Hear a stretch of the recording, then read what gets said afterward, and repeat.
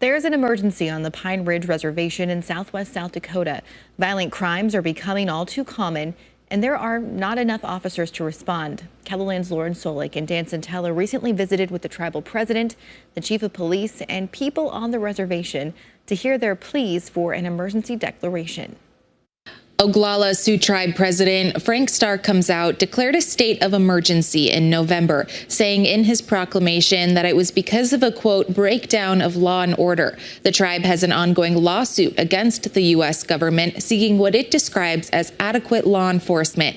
Court documents in this case provide a snapshot of what law enforcement is up against. From the beginning of June until the end of August last summer, 65 calls for police assistance involved child abuse, 237 calls reported domestic violence, and 96 calls involved guns. Conversations with the president, chief of police, and tribal members all highlight the reality of what these communities face.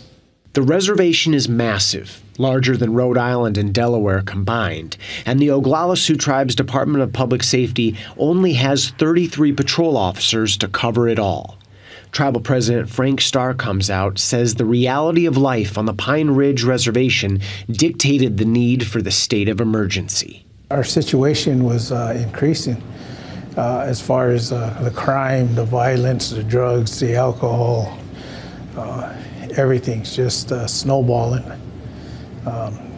into a bigger mess, and which forced me to call a state of emergency. Starr Comes Out's declaration states that law and order have broken down because the United States government is not fulfilling its, quote, responsibilities to provide adequate law enforcement on the reservation.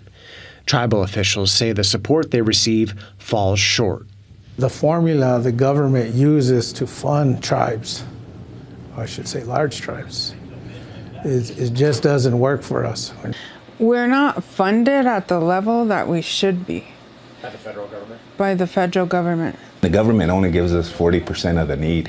So, you know, you look at that and the booming population and the high crime, we're set up for failure.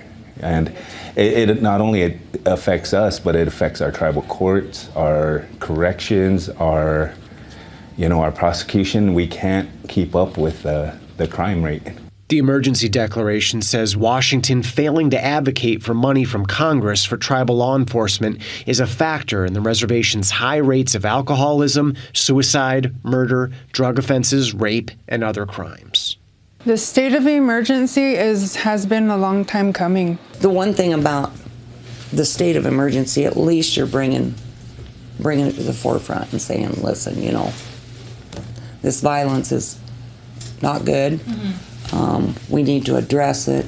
Liz May, who owns and operates a grocery store in the town of Kyle, in addition to representing the area in South Dakota's House of Representatives, says there is not one single solution. These aren't new challenges. These challenges have been ongoing for a long, long time. Mm-hmm. And so I don't think it's a one answer, you know, it's not one thing. More law enforcement officers, yes, but is that going to fix it? No, that's not going to fix it, because there's a lot of underlying issues that need to be dealt with, whether it's infrastructure and the ability for people to have running water and sewer and electricity. Tribal member Ken Hart says the emergency declaration is a positive move. This should have been done a long time ago. I know he did right, and I know it's good. But he questions its significance. That emergency means nothing. We're still going to have murders. We're still going to have domestic abuse. We're still going to have elderly abuse. Algin Young, who serves as chief of police at the Oglala Sioux Tribe's Department of Public Safety, points out that trained uniformed officers are only one piece of the complicated puzzle that is the rule of law.